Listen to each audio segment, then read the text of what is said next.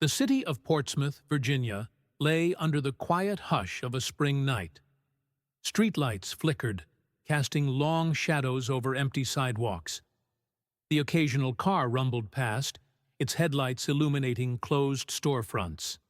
At the edge of a dimly lit block, a small 7-Eleven convenience store buzzed with the hum of refrigeration units and the soft beeping of a cash register. Jamichil Mitchell, 24 years old, shuffled through the aisles. His steps were slow, deliberate, almost hesitant. He picked up a Mountain Dew, the cold condensation dampening his fingers. Next, his eyes locked onto a Snickers bar, then a zebra cake. His hands trembled slightly as he clutched the snacks, his mind racing. Jamichil wasn't just another customer. He had struggled for years with mental illness, schizophrenia, according to his medical records. His world often shifted between reality and confusion, making simple tasks feel like walking a tightrope. This night was no different. The store clerk eyed him from behind the counter, his expression unreadable. When Jamichil turned toward the exit, the automatic doors whooshed open. He stepped outside, without paying. "Hey!" The clerk's voice was sharp, cutting through the silence. Jamichil froze, his heart pounding. A few moments passed before the man inside reached for the phone. Within minutes, flashing blue and red lights lit up the parking lot. A police cruiser pulled up, and two officers stepped out. Their heavy boots thudded against the pavement as they approached him. "Sir, did you pay for those?" one officer asked, his tone neutral but firm. Jamichil blinked, as if struggling to process the question. His fingers tightened around the crinkling wrapper of the zebra cake. The officer repeated himself, this time with more force. It wasn't long before they took him by the arms. The snacks slipped from his grip, falling to the ground. The moment was surreal. $5 worth of food. A night that should have ended with a simple meal, now spiraling into something far more serious. As the officers led him toward the police car, Jamichil's mind swam with disjointed thoughts. His home was just a few miles away. Would he be able to return? Was this a misunderstanding? The car door slammed shut behind him. It was April 22nd, 2015. And this was just the beginning. The ride to Portsmouth City Jail was silent, save for the occasional crackle of the police radio. Jamichil sat in the back seat, staring out the window, his reflection distorted by the flashing lights. His mind drifted in and out of focus, the weight of the moment pressing down on him like an invisible force. When the car pulled up to the jail's intake area, the officers guided him inside. The air smelled of disinfectant and cold concrete. A harsh fluorescent light buzzed overhead as they walked him toward the booking desk. "Name?" the intake officer asked, barely looking up from the screen in front of him. Jamichil hesitated. "Sir?" the officer repeated, his impatience creeping into his tone. Jamichil, he muttered, his voice barely above a whisper. The officer typed the name in, then continued, "Charges. Petty larceny. Value of stolen items. $5. He let out a small, almost amused huff before glancing at the officers who had brought him in. "Seriously?" "Store wanted to press charges," one of them replied with a shrug. "All right," the intake officer said, handing Jamichil a clipboard with paperwork. "Fill this out." Jamichil stared at the paper, the words blurring together. His fingers trembled. The officer sighed, snatched the form back, and motioned toward a side room. The next hour passed in a haze. Mugshot, fingerprints, more paperwork. He was handed an orange jumpsuit, the fabric stiff and unfamiliar. Then came the bail hearing. Jamichil stood before a magistrate, his wrists bound in handcuffs. The magistrate glanced at the charge sheet, then at him. "Petty larceny," the magistrate muttered, his expression unreadable. A few seconds passed before he delivered his decision. No bail. The words barely registered in Jamichil's mind, but the officers took him by the arms again, and led him back down the hall. A few hours later, a judge reviewed the case and set bail at $3,000, a sum far beyond what Jamiekeil could afford. And so, he stayed. His first night in the holding cell was long. The room was small, the walls caged with cold iron bars. A few other men sat on the bench along the far side of the room, their eyes heavy with exhaustion. Some had been here before, their postures resigned to the routine. Jamiekeil, however, sat in the corner, knees drawn to his chest, his mind racing in disjointed thoughts. This wasn't real. It couldn't be real. A Mountain Dew? A Snickers? A zebra cake? How had this turned into jail time? The minutes stretched into hours. No one spoke to him. The guards barely acknowledged his presence. Time felt warped, stretched thin by the hum of flickering lights and distant voices down the hall. Sometime in the middle of the night, Jamiekeil curled up on the hard bench, his arms wrapped around himself.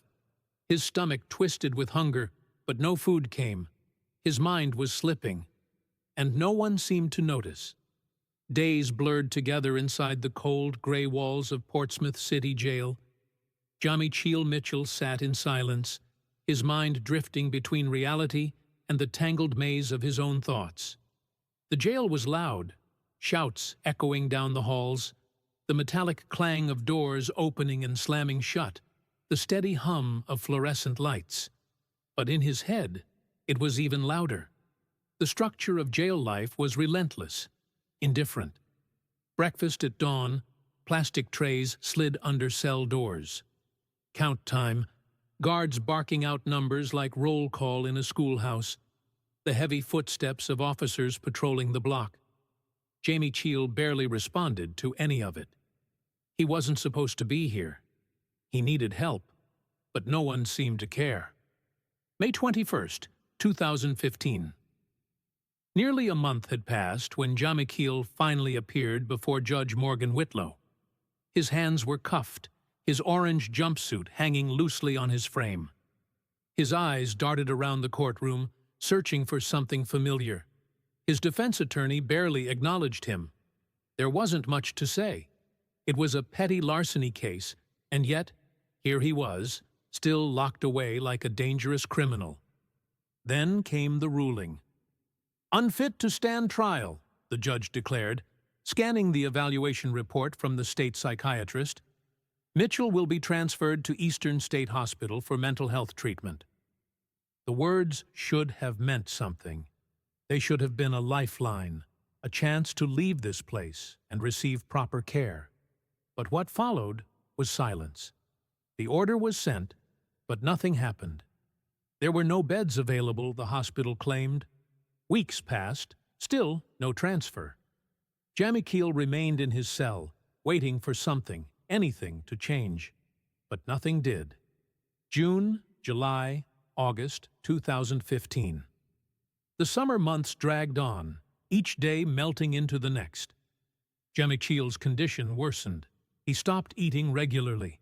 His once sturdy frame thinned out, his cheekbones becoming more pronounced. His movements grew sluggish. He spoke less and less, his voice barely a whisper when he did. He refused medication, too, either because he didn't understand what was happening or because the voices in his head told him not to take it. The guards barely noticed. To them, he was just another inmate in the system. His transfer order had been renewed on July 31st, 2015, but still, he remained in jail. A bureaucratic nightmare, a man slipping through the cracks of a system designed to break him. Inmates who once shared space with him began to grow concerned. He's not eating. He just stares at the wall all day. He needs help. But no help came. By August, Jamiekeil was a shell of the man who had entered the jail 4 months earlier. He was starving, not just for food, but for care, for attention, for someone to realize that he shouldn't be here. The walls of his cell had become his whole world, and that world was collapsing. August crept in like an unwanted visitor, pressing down on the jail with suffocating heat. The air inside Jamichil's cell was thick and stale, but he barely noticed. He no longer reacted to the discomfort, the shouting of other inmates, or the occasional thud of boots outside his door. He had become a ghost in his own body. The hunger gnawed at him constantly, but it no longer felt urgent. He had gone from eating less to barely eating at all. Trays of food sat untouched outside his cell before being removed by indifferent hands. His ribs pressed against his skin, his collarbones sharp beneath his jumpsuit. The weight was falling off of him, piece by piece, like a candle burning itself out. August 5th, 2015. A correctional officer stood outside Jamichil's cell, clipboard in hand. "Inmate Mitchell, stand for roll call," he barked. Nothing. The guard frowned and stepped closer, tapping the bars with his baton. Jamichil sat on the edge of his bed, his eyes locked onto a spot on the floor, unmoving. "Mitchell, stand up." Still, nothing. The officer exhaled sharply and made a note on his sheet. Refused to respond. That was it. No medical check. No concern about his deteriorating condition. No one asked why he looked like he hadn't eaten in days. And so, the system moved on. August 12th, 2015. By now, Jamichil was hardly recognizable. His once expressive face was gaunt, his lips cracked, his eyes hollow. Some of the other inmates whispered about him. "He's not right, man. He just sits there, staring at the wall. He's dying." No one in power listened. Requests for medical intervention were ignored. Guards checked his cell in passing, recording standard notes. Inmate present, no complaints. How could he complain? His voice had withered alongside his body. August 18th, 2015. The final day. Sometime in the evening, Jamichil collapsed onto his thin mattress, his breath shallow. The lights overhead flickered, buzzing softly. He was too weak to move, too weak to fight whatever was happening inside of him. Time slipped in and out of his grasp. He was floating now, above the jail, above the system that had swallowed him whole. The walls melted away, and for the first time in months, there was peace. A final breath, a final stillness, and then nothing. The next morning, August 19th, 2015, when officers came for morning checks, they found Jamichil Mitchell dead in his cell. There was no struggle, no dramatic scene, just a young man, locked in a system that forgot about him, lost to neglect. The official cause of death? Natural causes. But those who saw his body knew better. He had wasted away, starved to death, in a place meant to hold criminals, when all he had done was take a few snacks. His life, once full of promise, had ended in silence. And now, the world would have to reckon with what had been done to him. The news of Jamichil Mitchell's death did not break with the force of an explosion. It seeped out like a slow, unsettling wave. At first, it was just another tragic death in the system, a footnote in the vast machinery of incarceration.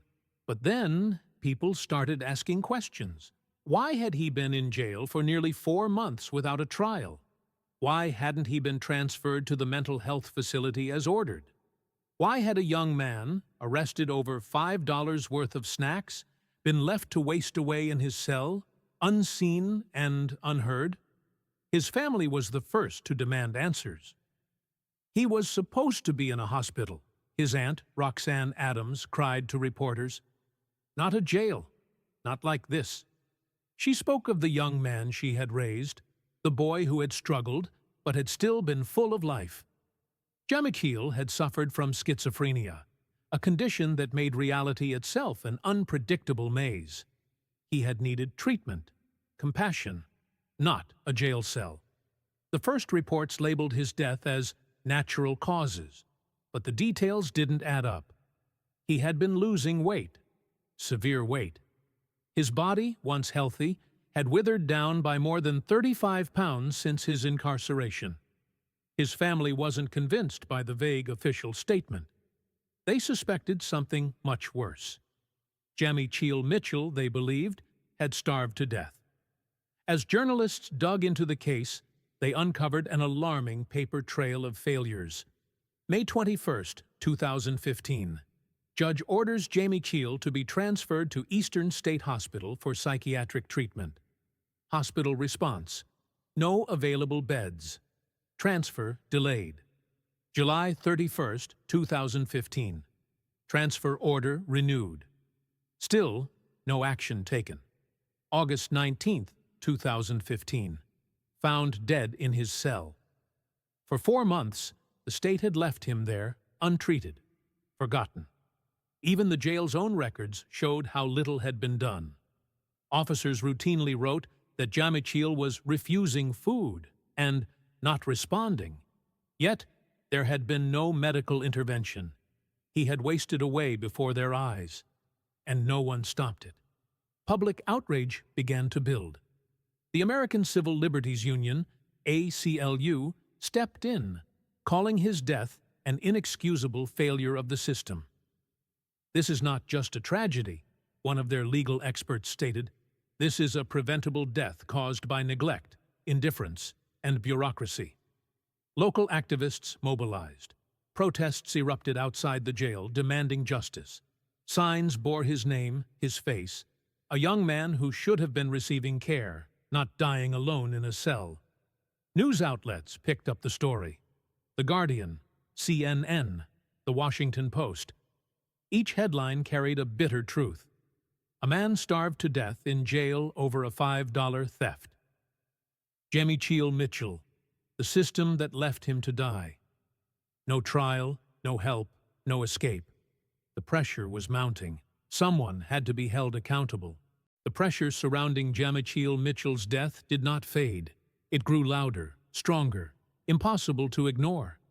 His name became a rallying cry in discussions about mental health, mass incarceration, and racial injustice in America.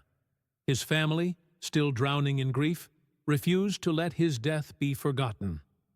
"We're not letting this go," his aunt, Roxanne Adams, declared to reporters. "They let him die like he was nothing. But he was something. He was someone." And so, the fight for justice began. The Virginia Department of Behavioral Health and Developmental Services, DBHDS, launched an internal investigation into why Jamie Keel was never transferred to Eastern State Hospital. Their findings were disturbing. Eastern State Hospital never followed up on his transfer order. Hampton Roads Regional Jail failed to provide medical care despite his rapid weight loss. Correctional officers ignored clear signs of starvation. The state's own report labeled Jamie Keel's death as tragic and preventable. But no one had an answer for the most chilling question. How does a man starve to death in an American jail, under the watch of guards, medical staff, and a functioning legal system? It was not just neglect. It was a failure at every level. In 2016, Jamie Keel's family filed a federal lawsuit against the jail, the state, and the medical providers responsible for his care. The lawsuit was damning. It claimed that he had been denied necessary mental health care, denied medical intervention as his condition deteriorated, left to suffer in a system that ignored him. The case dragged on, buried beneath legal red tape and bureaucratic defenses. The jail and the state refused to take responsibility. Instead, they pointed fingers at each other. The silence was deafening. In 2019, after years of delays and legal battles, Virginia agreed to settle the case out of court. The state paid an undisclosed sum to Jamie Keel's family. But there were no criminal charges. No one was held personally accountable. The system had swallowed him whole and then simply moved on. Jamie Mitchell should have been a free man, or at the very least, he should have been receiving the psychiatric care he so desperately needed. But instead, he became a symbol of a broken system, of cruelty disguised as bureaucracy, of the inhumanity faced by people with mental illness when trapped in the legal system. His case sparked national conversations about the criminalization of mental illness in America, the need for bail reform. Why was a man kept in jail simply because he couldn't afford $3,000? The abuse and neglect in jails.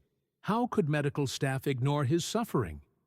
Reform groups pushed for better mental health protocols in jails, arguing that cases like Jamakeel's should never happen again. But would they?